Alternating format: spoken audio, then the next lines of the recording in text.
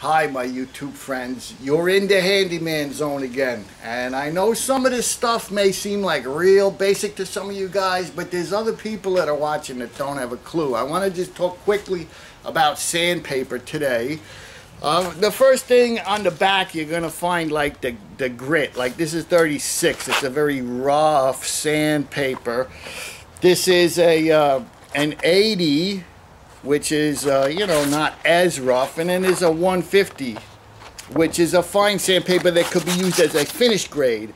But basically you would work your way up. Not all the time you're going to use this 36 stuff, because this really cuts, it's really rough. But you might work from like an 80 to like a 120 to like a 150 and then paint your wood or whatever, or stain. But what I really wanted to show you guys today is, like I've seen people, you know, use sandpaper like this, just like the whole sheet, you know. Not. This is what you do with sandpaper. You fold it with the rough side out, and you line up the corners. And then you make your, okay, and then you make your fold here. And that's basically in half.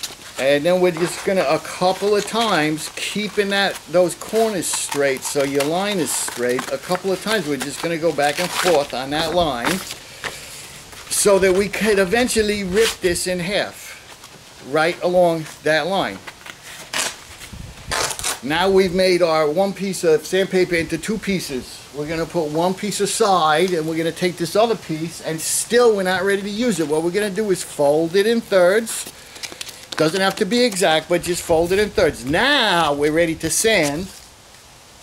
You always wanna keep a flat hand when you're sanding, or else you're gonna, like if you do it like this, you're gonna leave finger marks.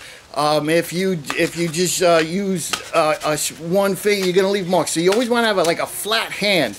And the reason we folded it in thirds is because you have one side, and when that gets kind of used up, you can flip it around. You have the other side, and then you have the third side inside. So you actually have three, and it's like perfect hand size for sanding. So you always want to keep a flat hand, and you always want to keep it folded up like this. And then sanding isn't going to be, I mean, it's still not one of the most enjoyable things in the world, but at least if you got your paper folded right, it's going to be not so bad. So thanks for watching. Don't forget to like and use the comment box and share the video, and subscribe to my Handyman Zone channel, because all of this stuff really helps me out with this YouTube gig.